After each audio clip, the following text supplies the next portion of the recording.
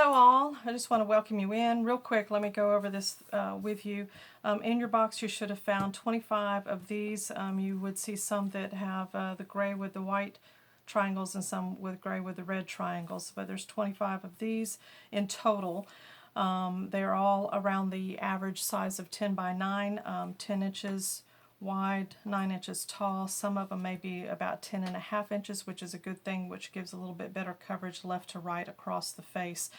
You might find some that are just a tad shorter, but it's still within the acceptable size of a mask that we can make. But again, on average, they are 10 inches by 9 inches. That means folded. If they were opened up, it would be 20 inches, but this is going to be folded on this. So you'll find 25 pre-cut pieces of fabric for your mask. You'll find 25 ties. You'll find a spool of thread. You'll find 2 bobby pins, treat bags, and also some tape on that one. So to show you how I did this, we have, I wanted to show you this. I first did mine on white fabric, and the difficulty I had in this is determining which side was right and which side was not the correct size, because when you open it up it looks identical on this side as it does on this side. So I'm going to pretend that this is the back side of the fabric and this is the front side of the fabric, much like what you would find here. This is the back side and this is the front side. So in saying that, what I have done is that once you have your fabric like this, you are going to put a seam all the way around except for an opening. You can use either a 3/8 seam allowance or a 5/8 seam allowance. This one I believe is the 5/8 seam allowance. And you will, as a matter of fact, I started here, right here, and did a back stitch. And this is your opening right here, a back stitch, and it went all the way around. Alright, and then ended here again with a back stitch. Now you're going to take this and you're going to turn it inside out, so now that your right sides will be facing outward on that. And one thing that you want to make sure that you do once you get it turned out is you want to make sure that your corners are nice and cornered off, nice and flush. And so once you get it turned out like this, you will take, you can use the end of a crochet hook, you can use the end of a, like a small paintbrush. I'm talking about the really small paintbrush. Or I have just a regular pin here that's a retractable pin that I have the pin actually retracted, so the point is not out, it's just plain right here. But you take that and you put it into the corners and make sure that they are nice and pointed, flush out. And one thing I forgot to show you, if you noticed, if you can back the tape up, you notice that the corners I trimmed off diagonally. And the reason for that is because when you turn it like this, you'll find that you've got a lot of fabric stuck in that corner, kind of bunched up. And it makes it very difficult when you go to sew, that with all that fabric that's going to be bunched up here, that it's difficult for the needle to go through that many layers of fabric. At least that's my experience with my sewing machine. So if you'll take them and you cut diagonally, just don't cut into the thread where you have. So there you have it like this. It's kind of all wrinkly right now. So what I did after I did that is that this is my ironed piece. I took out the iron. We still have the issue of an open side, which there's my open side. So how I remedied that of closing it up is I took, if you'll take the edge of your presser foot, so let's just suppose this is my presser foot, this is where the needle would be, and this is the very edge of the presser foot, and I would line the fabric up with the edge of that metal and metal of the presser foot, and what would happen is you've got a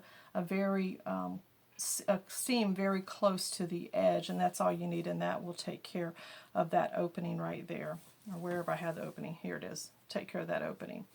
So if you'll just put a seam all the way across, and this is the way it looks here. This is the seam I was talking about, that if you put next to the edge of the presser foot, so it's all the way around. Now this one piece right here I've already got folded for the pockets for our ties, but just pretend this is all the way open. You have that seam that goes all the way around on all sides. Of course, you can see it's right here as well. So when you're at this point, when you finish with this seam right here, you'll need to make a pocket for your ties, and I took it and made it to where that this is folded over 1 inch. If you can get away with 3/4 inch, that's fine, but I wouldn't go any less and I wouldn't go any more than 1 inch. So you fold it over, back stitch here, and then you need to back stitch here so it doesn't pull apart. It secures it to the other piece of fabric, and it's going to create this pocket. And of course, with this seam that I put that went all the way around, this seam to make the pocket, I tried to follow that as a guide all the way down, so it's almost like one stitch on top of the other stitch.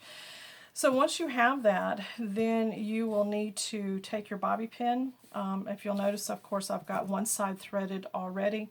If you'll take your bobby pin, when you thread both sides, and you'll just slip it into the bobby pin. And so for the closed end, this is going to be the bottom piece. This is the piece that you'll start off with, the open end, and you'll thread it through your mask. So you just take and push it through.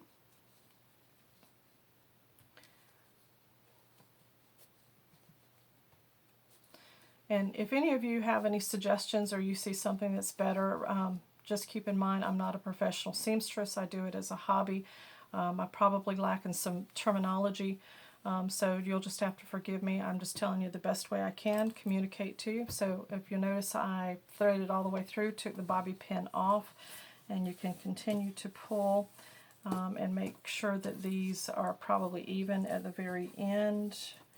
But notice what happens that on this end is that you have a loop, and on this end is the open end. This is the end that I like to think. Of course, it may have to be pulled out more according to the individual, and this would wrap around the back of the head. This would be their face where the mask is, and then they would take these parts and they would wrap it around the back of their neck and tie off.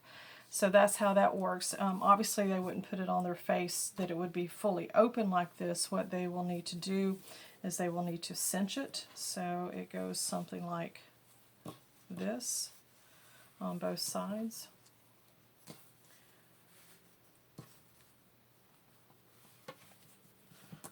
All right, and so we have it, and, you know, and it can, once they get it on their face, it can be pulled tighter so it's around their face. But for our purposes, we have that. I would suggest when you finish this, it gives it a more finished edge, but it does not prevent it from going back through the pocket. But take the end of your tie, take it and make a knot as close to the end as possible. All right, on both sides of it.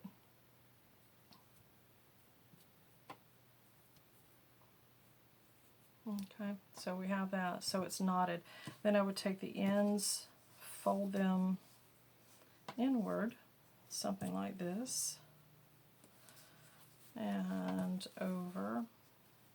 And I'm doing this quickly, and you know, if you have a better way of making it look neater in there, I say go for it. So once you have it folded up, I would put it in the bag, and take the bag, try to get some of the air out of there, fold that, and then we're going to put some tape on it, and then we should be done. Alright, so there's your finished product, already wrapped up. It's not loose, it's not exposed to any other additional germs.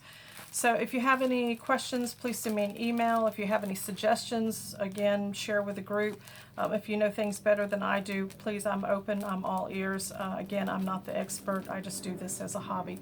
So thanks, and like I said, if you have any questions, send me an email. Thanks, bye.